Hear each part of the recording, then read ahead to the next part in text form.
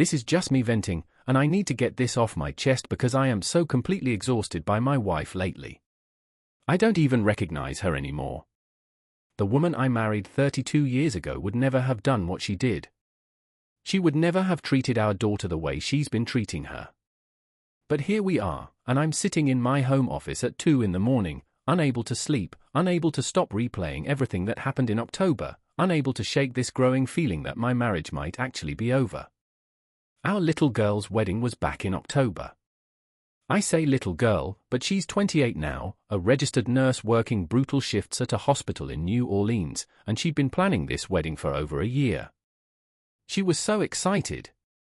She'd call me every week with updates about the venue, the flowers, the menu.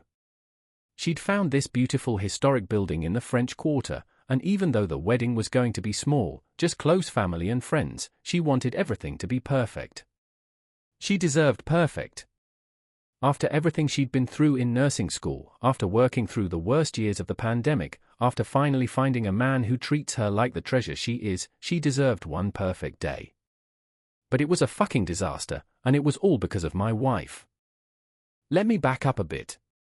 About 2 weeks before the wedding, my wife and our daughter had gotten into a fight over the phone.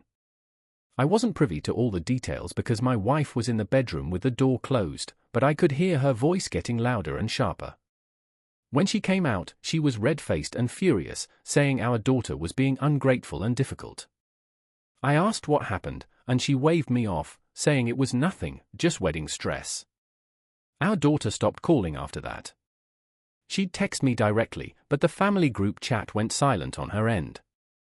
A few days before the wedding, my wife announced that she'd talked to our daughter and they'd made up. Everything was fine now. We had our flights booked, hotel reserved near the French Quarter, and I was relieved. I hate family tension.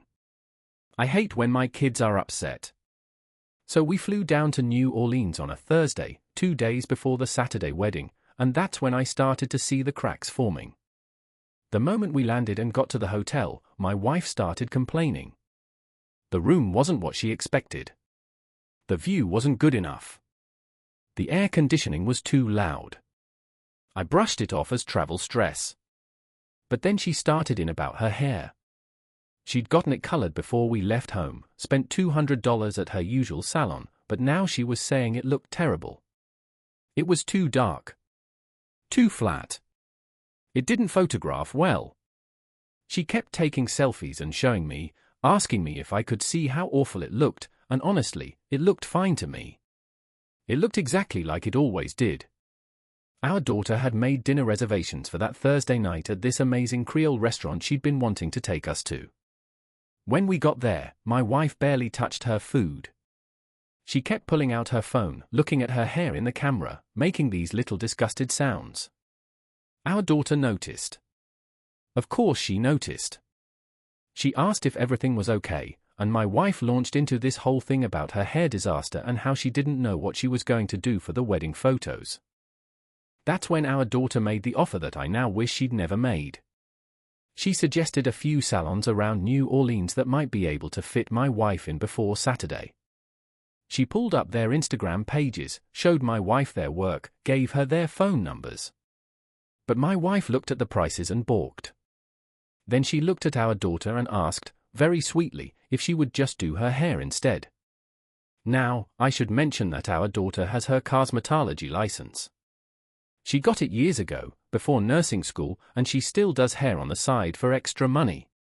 She's good at it. She has a whole setup in the spare bedroom of her apartment, professional chair, good lighting, all the supplies. She does her friends' hair, some regular clients, nothing too crazy because her nursing schedule is demanding enough. But she's talented, and my wife knew that. Oh, you. Our daughter hesitated. I saw it in her face. She was tired already. She told us she'd just come off a double shift at the hospital, 16 hours on her feet in the ICU, and she still had so much to do before the wedding. Final fitting for her dress. Picking up the flowers. Confirming everything with the caterer and the photographer. Her fiancé, sweet guy that he is, was handling a lot of it, but she was still the bride, and the weight of it all was on her shoulders. But my wife pressed. She said it would mean so much to her. She said she trusted our daughter more than any salon. She said she didn't want to spend hundreds of dollars when her own daughter could do it better. And I watched our daughter's resolve crumble. She smiled, said of course she'd do it, and they made plans for Friday morning. That's when the disaster really started. Friday morning, we showed up at our daughter's apartment at 9. She had everything set up, had gone to the beauty supply store that morning to get the specific products and color my wife wanted. I later learned she spent over $400 on supplies. $400 of her own money to do her mother's hair for free. My wife sat down in the chair, and I could already feel the tension in the room. Our daughter was moving a bit slowly, and when I asked if she was okay, she admitted her feet were already hurting. Blisters from her work shoes, she said, because she'd been running around the hospital so much during her last shift. She'd wrapped them, but they were pretty bad. I felt a pang of guilt. She shouldn't be doing this. She should be resting, getting ready for her own wedding the next day. But my wife was already talking, telling her exactly what she wanted. Cooler tones. More dimension. Lots of foils. She showed her about 15 different reference photos, all of these Instagram models with perfectly toned blonde hair. Our daughter nodded, asked questions, started mixing the color. 6 hours. That first appointment took 6 hours. My wife has thick, long hair, past her shoulders, and she wanted it fully foiled, every single strand processed. I sat on the couch in the living room, watching TV, getting up periodically to check on them. Our daughter was on her feet the whole time, working methodically, and my wife was on her phone, scrolling, occasionally making comments. When it was done, my wife looked in the mirror and said it was too warm. The tone was too warm. It wasn't what she wanted. I looked at it. It looked beautiful. It looked like a warmer, richer version of what she'd come in with, which is exactly what happens when you lighten previously colored hair. But she wasn't happy. Our daughter's face fell. She apologized, said she could fix it, said the color would settle overnight and might look different in the morning, but if my wife still didn't like it, she'd redo it. We went back to the hotel. My wife complained the entire way. Too warm. Too brassy. It looked cheap. She was going to look terrible in the wedding photos. I tried to calm her down, told her it looked lovely, but she wouldn't hear it. She texted our daughter that night saying she definitely needed it redone. Saturday morning, the day of the wedding, we showed up at the apartment again at 8. The wedding was at 4. Our daughter answered the door in her pajamas, looking exhausted. She'd been up late finishing last-minute wedding preparations, and I could see the stress written all over her face. But she smiled, said she'd fix her mom's hair, said she'd already mixed a new color that would tone it down. Another 6 hours. This time, I watched more closely.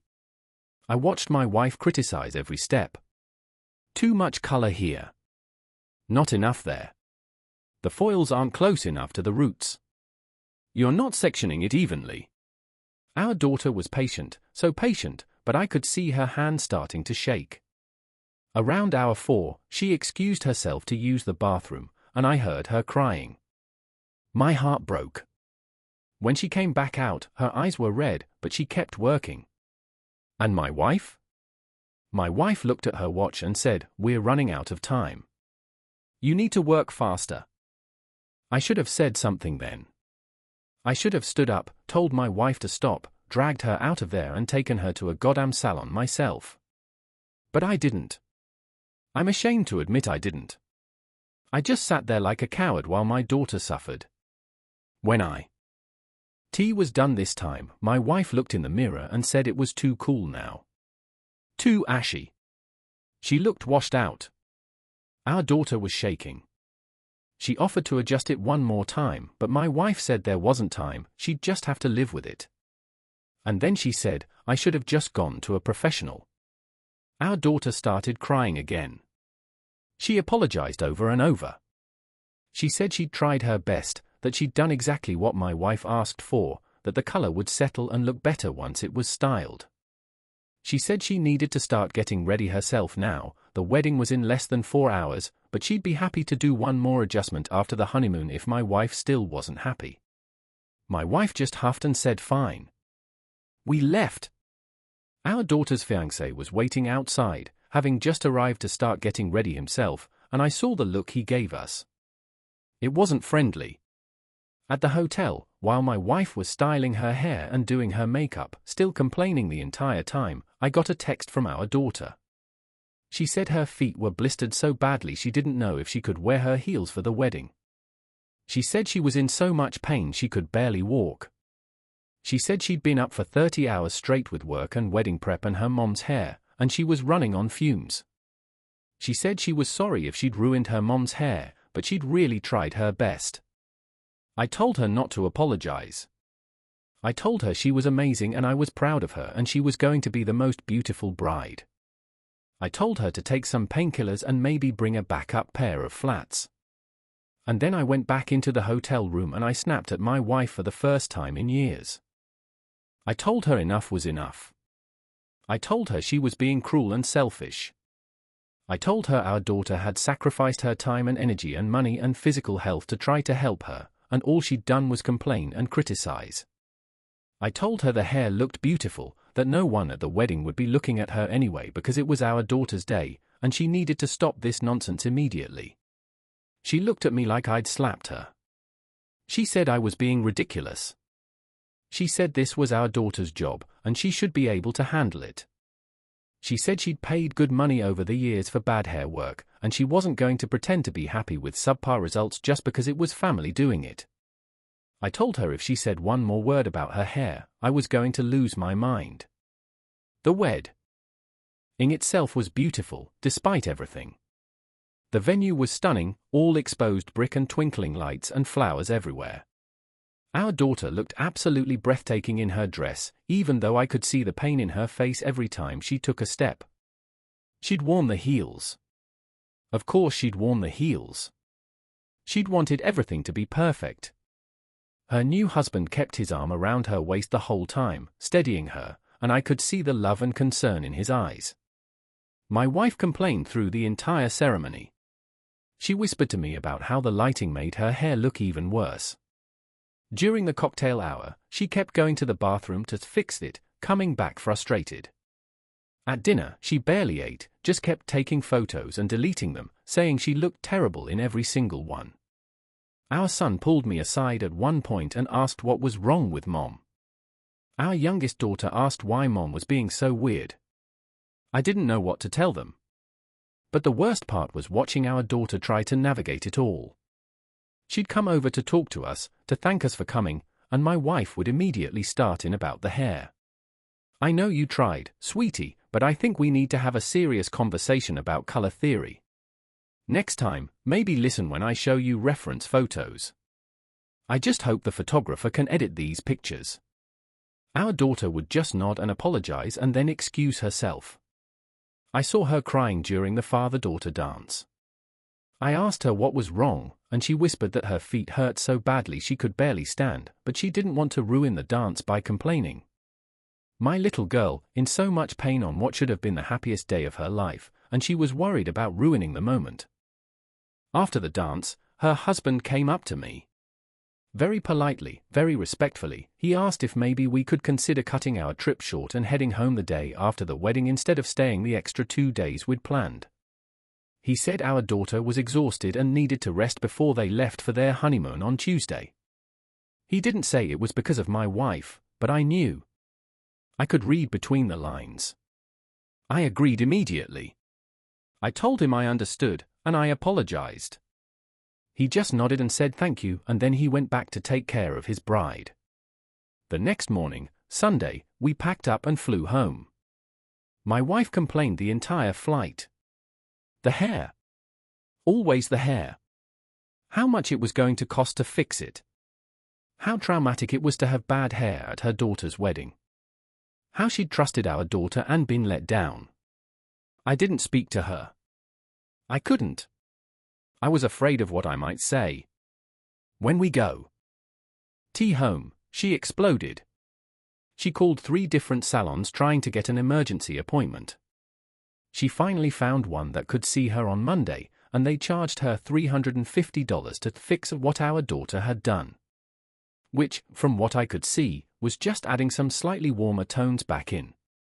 It looked almost exactly the same to me, but she was thrilled, going on and on about how this was what she'd wanted all along, how this was what a professional looked like. And then she texted our daughter.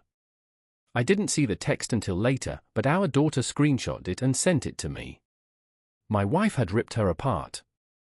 She'd said our daughter had completely destroyed her hair, that what she'd wanted wasn't that difficult and any competent colorist should have been able to do it, that she'd had to spend hundreds of dollars to fix the disaster, and that she was deeply disappointed in the lack of skill and care our daughter had shown. Our daughter's response was simple: "I'm sorry, Mom." That was 3 weeks ago. Our daughter sent me a happy Thanksgiving text. She told me she loved me. She sent photos from her honeymoon, and she looked happy and rested and beautiful. But she hasn't talked to her mother since that text. She keeps in regular contact with her siblings, sends them funny memes and updates about work and married life, but the family group chat is essentially dead. My wife hasn't seemed to notice, or if she has, she hasn't mentioned it. I am so beyond pissed off. I'm furious in a way I've never been furious before. This isn't some small disagreement. This isn't normal mother-daughter tension. This is my wife destroying her relationship with our child over something so trivial, so absolutely meaningless in the grand scheme of things, that I can barely comprehend it. Our daughter had worked so hard. She'd come off a 16-hour nursing shift, probably dealing with life-and-death situations, probably watching people suffer and die, and she'd immediately spent 6 hours doing her mother's hair. And then she'd done it again. And then she'd done it a third time on her own wedding day, sacrificing her preparation time, standing on blistered feet, crying in the bathroom, all to try to make her mother happy. And my wife's response? Ingratitude. Criticism. Cruelty. This isn't the woman I married. The woman I married was kind. She was patient. She would have never treated our children like this. She would have been grateful and loving and proud. But somewhere along the way, she changed. Or maybe she didn't change. Maybe this was always there, lurking underneath, and I just didn't want to see it. I've tried talking to her about it. I've tried explaining how hurtful her behavior was, how damaging her words were, how she needs to apologize. She won't hear it. She says she wasn't wrong. She says our daughter should have been honest if she couldn't do the color properly instead of ruining her hair. She says she's the victim here because she had to pay to fix what our daughter messed up. I've suggested therapy. She laughed at me. She said she doesn't need therapy over a bad hair color. She completely misses the point. This isn't about the hair. It never was. This is about respect. This is about recognizing when someone has gone above and beyond for you, even at their own expense, and showing basic human decency and gratitude in return. Our daughter and her husband are planning to start trying for kids soon. They want to save up for a house first, really establish themselves, and then start a family. I want to be a part of that. I want to be a grandfather. I want to watch my daughter become a mother. But I'm terrified that my wife has destroyed that possibility. I'm terrified that our daughter will pull away from us entirely, that she'll decide her mental health and happiness are more important than maintaining a relationship with a mother who treats her like this, and she'd be right to make that choice. I've thought about what that would mean. Missing out on grandchildren's births.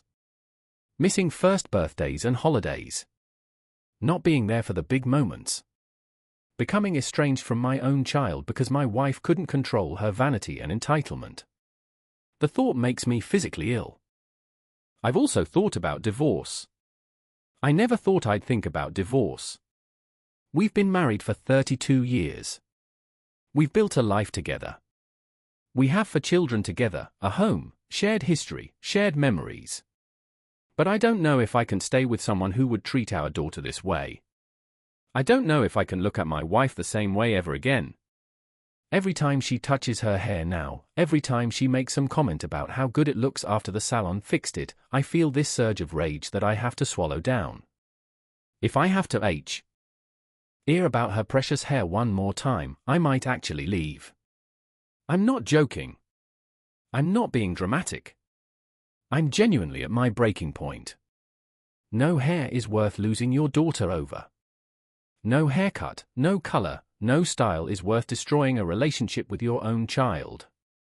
And if my wife can't see that, if she's so lost in her own selfishness that she genuinely believes she was wronged in this situation, then I don't know who she is anymore. Our daughter deserved better. She deserved a mother who would have been grateful and gracious and loving. She deserved a mother who would have recognized the sacrifice she was making and told her not to worry about it, to go rest and enjoy her wedding preparations. She deserved a mother who would have shown up to her wedding focused on celebrating her happiness instead of obsessing over her own appearance. And I failed her too. I should have intervened sooner. I should have put my foot down on Friday morning and said no, we're going to a salon, leave our daughter alone. I should have protected her the way a father is supposed to protect his children. Instead, I sat there and watched it happen, only speaking up when it was already too late. I sent our daughter a long text last night. I apologized for not doing more. I told her how proud I am of her, how beautiful she looked at her wedding, how much I love her. I told her that her mother's behavior was unacceptable and that I'm working on addressing it. I told her that her relationship with me doesn't have to be dependent on her relationship with her mother, that I will always be here for her no matter what. She responded this morning. She said she loves me too. She said she's not angry with me, that she knows I tried. She said she just needs some space from Mom right now, that maybe eventually they can talk, but not yet. She said the wedding was still a beautiful day despite everything, and she's happy with how it all turned out. She said she and her husband are doing great, and she'll send me their new address once they start house hunting. She didn't say when she might be ready to talk to her mother. She didn't say if she even wants to repair that relationship. And honestly, I can't blame her if she decides she doesn't. I'm writing this at 2 in the morning because I can't sleep. My wife is asleep in our bedroom, probably dreaming peacefully, completely unaware of or unconcerned by the destruction she's caused. And I'm sitting here, realizing that my marriage might be over. Realizing that I might have to choose between my wife and my daughter. Realizing that if it comes to that choice, there's really no choice at all. 32 years of marriage, possibly ending over hair. It sounds absurd when I say it like that. But it's not really about the hair. It's about who my wife has become, or maybe who she always was. It's about values and priorities and basic human kindness. It's about looking at your own child in pain and choosing your vanity over their well-being. I don't know what's going to happen. I don't know if my wife will ever apologize, ever acknowledge what she's done. I don't know if our daughter will ever forgive her. I don't know if I can stay in this marriage if things don't change. But I know this, I'm done being silent. I'm done enabling this behavior. I'm done watching my wife hurt our children and pretending it's okay. If she wants to save this marriage, if she wants to save her relationship with our daughter, she needs to change. She needs to take accountability. She needs to apologize sincerely and mean it. And if she can't do that, then maybe divorce is the answer after all. Because no hair is worth losing your family over. And I refuse to lose my daughter because my wife can't see past her own reflection.